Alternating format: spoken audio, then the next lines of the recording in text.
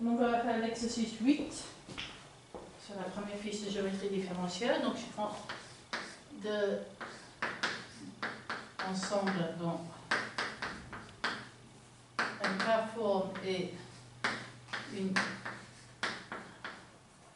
L-forme sur un espace E de dimension finie. Et je rappelle qu'on va définir le produit wedge comme 1 sur K factoriel L factoriel, somme sur toutes les sigma dans S, K plus F,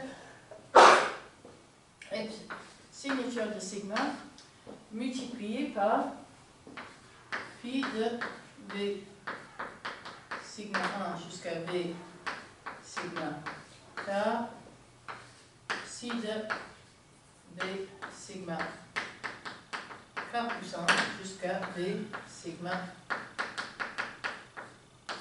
K plus L. Okay.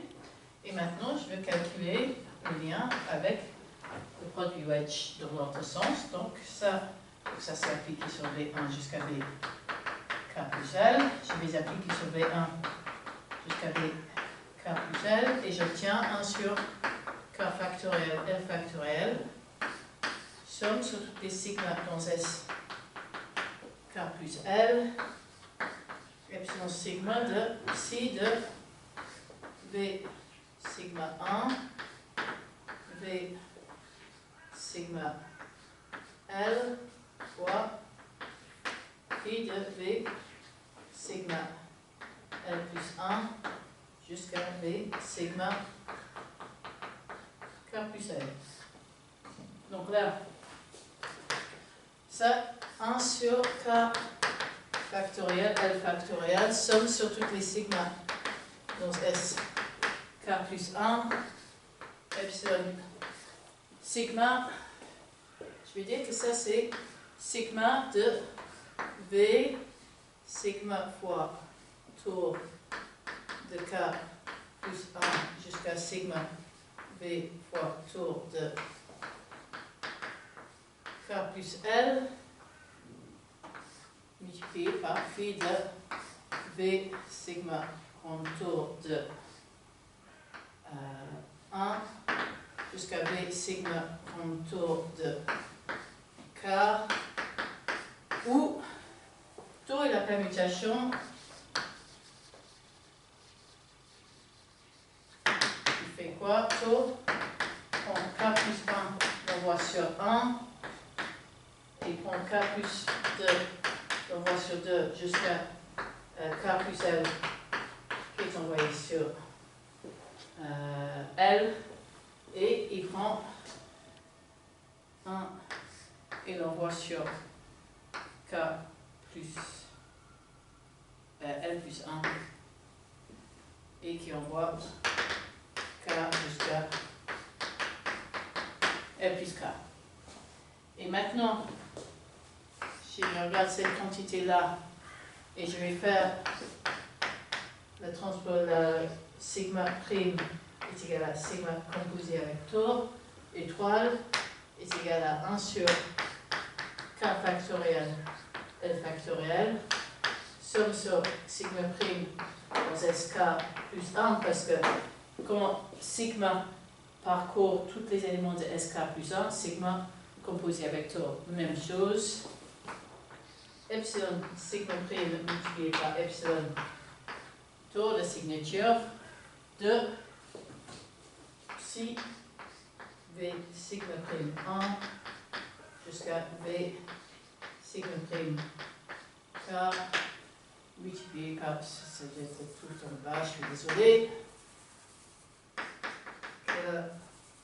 Ici, K plus L multiplié par psi V sigma prime de K plus 1 jusqu'à V sigma prime de K plus L. Donc là, j'ai exactement la même chose que phi wedge sigma, sauf que j'ai un terme epsilon tour.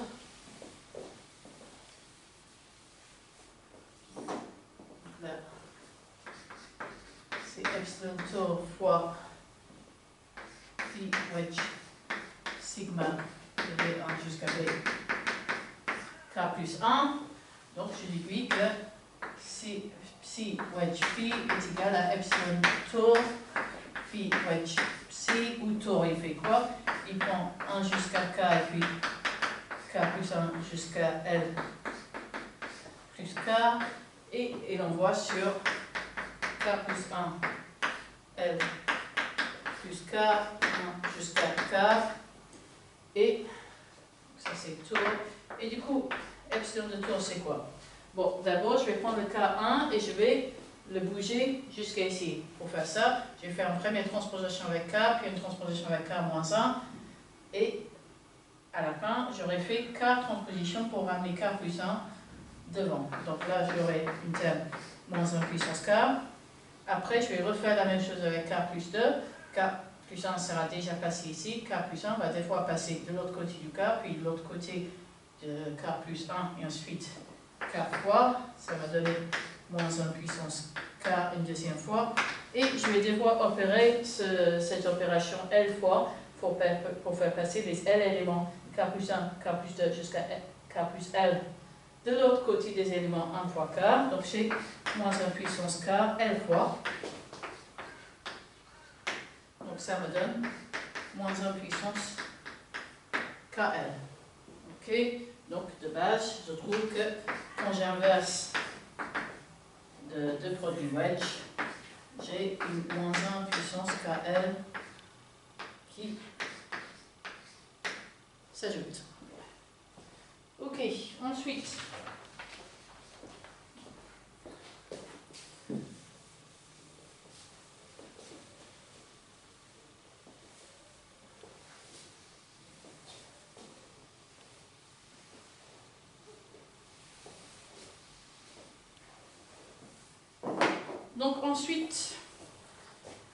je vais montrer une condition pour que Psi1 et Psi2 soient les mêmes, Phi1, Phi2 doivent être les mêmes, c'est qu'ils doivent être les mêmes sur des suites ordonnées strictement croissantes d'éléments de la base. Ok. Donc, je remarque que après linéarité,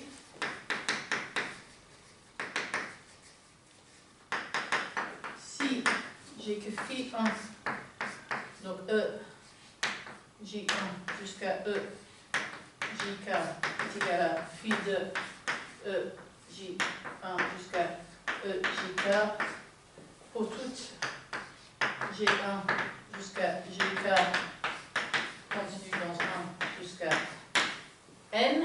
Donc là, je suppose que Phi1 et Phi2 s'appliquent à des familles d'éléments de la base, mais je ne fais pas l'hypothèse que ces indices sont tous disjoints, ni l'hypothèse que les J1, Jk sont tous sont croissantes. Ok? Alors, Phi1 est égal à Phi2. Ok? Il reste à montrer que si j'ai Phi1 de EI1 jusqu'à EI, K est égal à Phi2 de EI1 jusqu'à EIK, pour toutes les suites I1 qui est plus grand ou égal à 1, strictement plus petit IN jusqu'à IK plus petit ou égal à N, donc là je fais l'hypothèse que les indices doivent être tous disjoints et strictement croissants.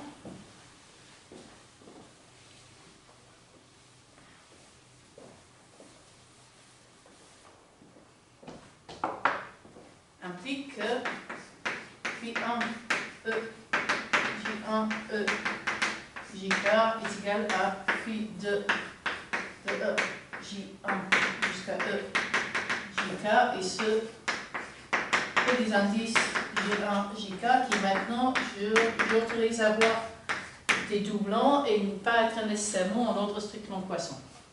On note que s'il existe, on va dire L et M qui sont entre 1 et K, tel que JL est égal à JM, alors j'ai que pas alt parce que les formes sont alternées, ils sont tous 2 égales à 0. Donc si j'en ai, donc L est différent de M bien sûr. Donc si j'en ai 2, ils sont tous 2 égales à 0. Okay? Donc on peut supposer que J1 jusqu'à JK sont distinctes. Et soit sigma, un élément de SK, tel que la suite J sigma 1 jusqu'à J sigma K strictement croissant.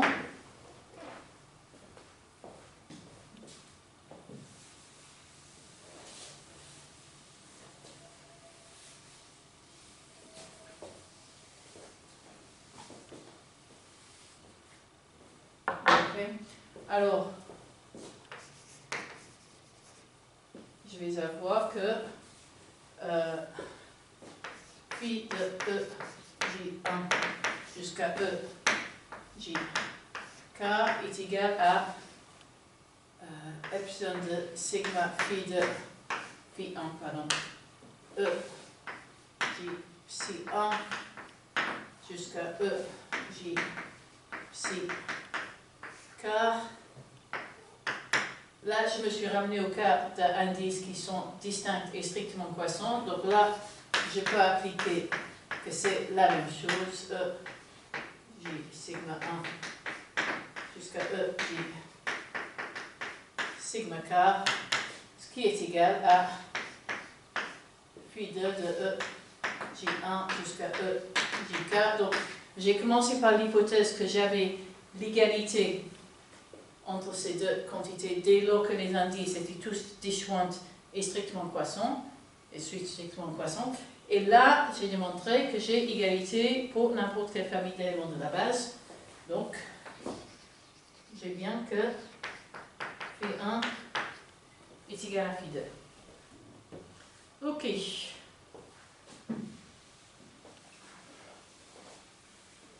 Donc après, on va regarder l'exercice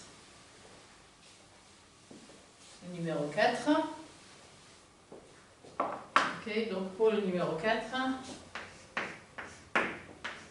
il suffira de voir que pour toute suite J1 strictement plus petit que JK, on a que E I1 étoile wedge jusqu'à wedge E I K étoile avec ici encore une fois je suppose des indices distincts et strictement croissantes appliquées à E J1 jusqu'à E JK est égal à 1 si Ji est égal à Ij, on va dire L est égal à IL pour toutes les L entre 1 et K est égal à 0 sinon. Et pourquoi est-ce que ça suffira? Parce qu'en effet, on aura alors que si on va appeler psi est la forme à droite, j'ai bien que psi de E I1 J1 jusqu'à JK avec J1 plus petit que JK est égal à phi de E J1 jusqu'à E JK. Voilà, ça c'est ce que je voulais démontrer. Ok? Donc, je vais démontrer ceci par récurrence sur K.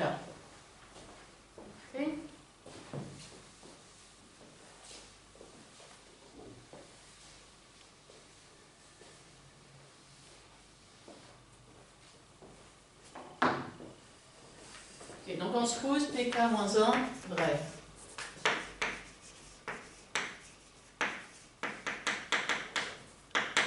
Et on va calculer, donc, EI1 étoile, wedge jusqu'à wedge EIK étoile, addition sur EJ1 jusqu'à EJK. Et je note que ceci est égal à la somme, enfin c'est égal à 1 sur K moins 1 factoriel, somme sur toutes les sigma dans SK d'un côté je vais avoir EIK étoile agissant sur E sigma JK, pardon, EJ sigma K multiplié par EI1 étoile wedge jusqu'à wedge EI K moins 1 étoile de E sigma J1 jusqu'à J sigma 1 jusqu'à J sigma K moins 1 et j'ai oublié le terme signature de epsilon. Ok? Donc, si cette expression est non zéro,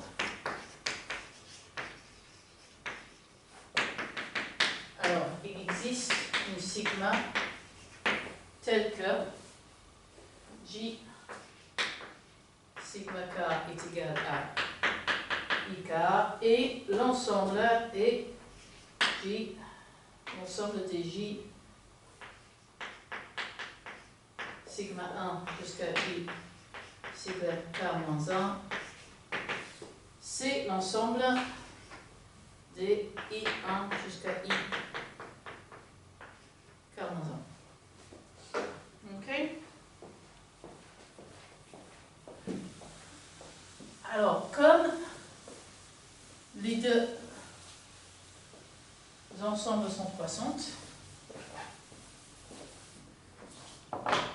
comme I1 est strictement plus petit que I jusqu'à IK et J1 strictement plus petit que JK,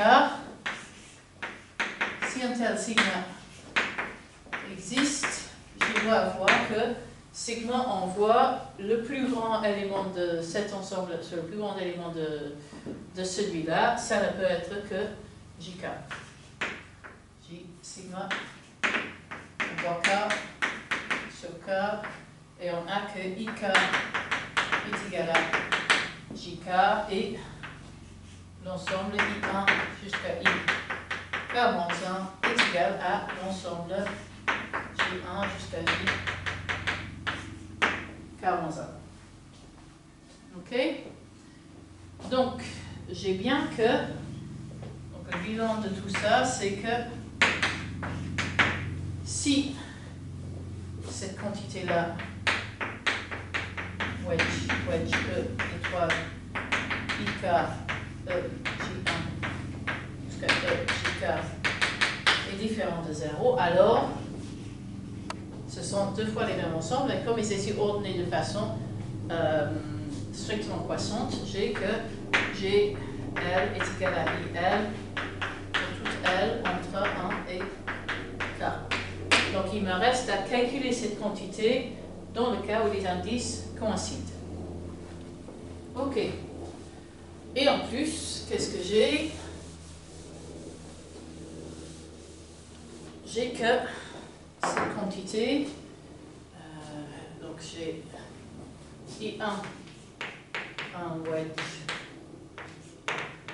E, I, K étoile agissant sur E, I1 jusqu'à E, I, K, ben, c'est la somme que sur les sigma qui envoie J K sur lui-même. Donc je peux les penser comme des sigma qui agissent sur le K-1 premièrement, et puis le dernier, il est fixé. Donc ça, c'est 1 sur K-1 factoriel, somme sur, maintenant, je vais compter sigma tilde dans S K k-1. Donc, sigma fixé, ceci, ik est égal à jk, ça me donne donc 1 multiplié par epsilon, la signature de sigma tilde, donc epsilon i1 étoile wedge jusqu'à wedge epsilon ik étoile agissant sur i sigma tilde de k-1 jusqu'à i sigma tilde de k-1. Donc ça, j'applique sur une famille de vecteurs qui ont été mutés par sigma tilde. Sauf que, comme c'est une forme alternée, je peux muter les vecteurs sur lesquels j'agis par une signature, par une permutation sigma tilde, ne fait que multiplier la valeur de la forme par la signature de tilde. Donc là, je vais utiliser le fait que la forme est alternée.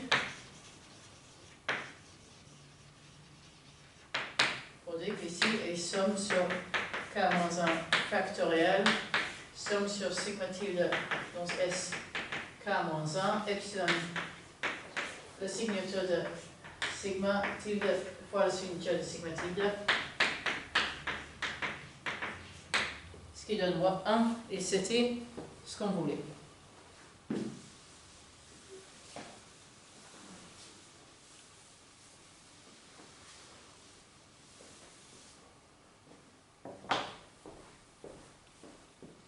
Ok.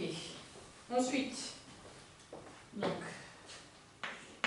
la question 5, donc cette famille est génératrice par 4, puisque 4 démontre justement que je peux écrire n'importe quelle fonction comme une somme de ces de combinaisons linéaires de ces formes. Okay. Ensuite, pour montrer que c'est libre, si j'ai la somme sur toutes les i qui va être une suite ordonnée de vecteurs de alpha i ei 1 étoile wedge eik étoile égale 0, donc cette forme-là, je vais l'appeler bêta. J'ai que bêta ei1 jusqu'à eik, parce qu'on vient de dire c'est égal à alpha i, qui doit être égal à 0, et donc ces formes sont libres. Okay. Et comme ces formes sont libres et ça engendre, c'est une valse, et du coup, la dimension est donnée par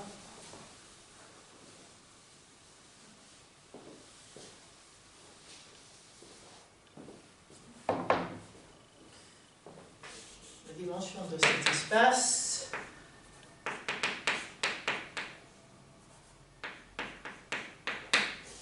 Mais je dois choisir k éléments parmi n.